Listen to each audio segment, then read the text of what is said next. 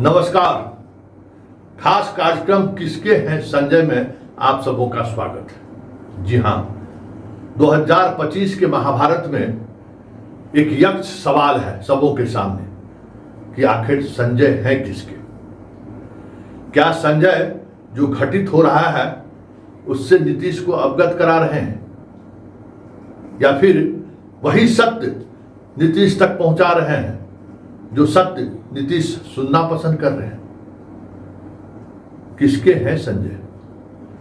नीतीश के प्रति जिम्मेवार है या फिर शाह के प्रति जिम्मेवार है? सवाल हर किसी के जेहन में, आखिर संजय हैं किसके? क्योंकि पूरी महाभारत संजय पर ही टिकी हुई है। इस महाभारत में संजय कृष्ण की भूमिका में भी है, अर्जुन की भूमिका में भी है और युधिष्ठिर की भी भूमिका में। तीनों भूमिका जो महाभारत के पात्र में जो अलग अलग भूमिका रही है, उसी भूमिका में आज संजय इस महाभारत में खड़े हैं। ऐसे में संजय पर सबकी नजर है, क्योंकि संजय ही तय करेंगे कि जदयू का भविष्य क्या होगा। संजय ही तय करेंगे कि 2025 के चुनाव के बाद पाटलिपुत्रा के सिंहासन पर कौन बैठेगा। संजय ही तय करेंगे कि जदयू का कल क्या होगा। ऐसे में संजय पर हमारी नजर न हो, ये कैसे हो सकता है? क्योंकि कहने को नीतीश के दरबार में बैठक का सिलसिला चल रहा है, लेकिन सच्चाई यही है कि नीतीश सिर्फ अब कहने की बात रह गई है। अब एक अन्य मार्ग एक संकेत के लिए खड़ा है कि बैठक संजय झा के आवास पर नहीं होकर अन्य मार्ग पर हो रही है, और अन्य मार्ग में जो बैठक हो रही है उस बैठक में से नीतीश कितना इत्तेफाक रखते हैं कहना बड़ा मुश्किल है, क्योंकि जो चीजें दिख रही हैं वो सच नहीं है और जो सच है वो दिख नहीं रहा है। और ये स्थिति इसलिए हम बयां कर रहे हैं कि चुनाव से पहले ही नीतीश का वो स्टेक दांव पर है। बड़ी जिम्मेवारी के साथ नीतीश कुमार उस वक्त हमें लगता है कि कहीं न कहीं आज की स्थिति से बेहतर स्थिति में रहे होंगे, तब संजय पर भरोसा उन्होंने किया था, इस उम्मीद से कि मेरी वह मना स्थिति रहे या न रहे, संजय उन बातों का ख्याल रखेंगे जिन बातों के ख्याल रखना नीतीश के प्रति इनकी जिम्मेवारी होगी। कितना ख्याल रखते हैं और राजनीति में कितने भरोसे पर लोग खड़े उतरते हैं कहने की जरूरत नहीं है। इस महाभारत में संजय पर खास नजर मेरी इसलिए है कि सीट बंटवारे को लेकर जो खबरें आ रही हैं वह खबर चौंकाने वाली है, क्योंकि पिछले विधानसभा चुनाव में चिराग की जो भूमिका रही और जिस वजह से नीतीश कुमार को नुकसान हुआ, हालांकि बाद के दिनों में सूद समेत चिराग से नीतीश ने वसूल लिया, मतलब जदयू ने, फिर भी लोकसभा चुनाव में साथ आए, बयानों का तीर चलता रहा।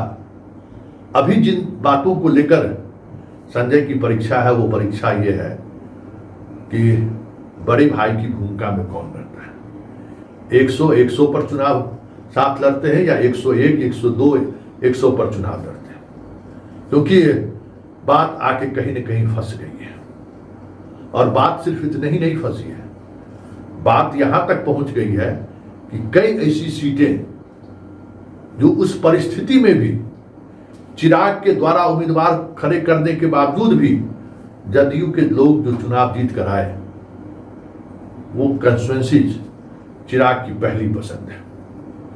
अब चिराग यहां तक आ गए हैं कि सीट हमें जो चाहिए, संख्या मतलब नहीं रखता है, हमारे पसंद का 20 सीट क्यों नहीं होगा, वो मेरे पसंद का सीट होगा। और वो सारी की सारी सीटें कह सकते हैं जदयू की उसमें अधिकांश है, बीजेपी के बहुत कम सीटें हैं। मतलब पूरी तौर पर 2020 की लड़ाई में नीतीश के साथ नीतीश की सेनानी की तरह खड़ा रहा, डटा रहा, ऐसे तमाम योद्धाओं को चिराग टारगेट कर रहा है।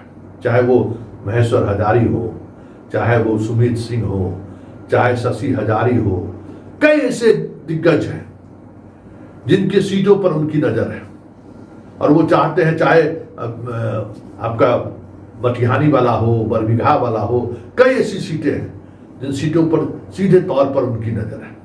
क्योंकि जदयू जहां कहीं भी चुनाव जीती है वो जीत अपने आप में कह सकते हैं कि चक्रव्यूह तोड़ने के समान था।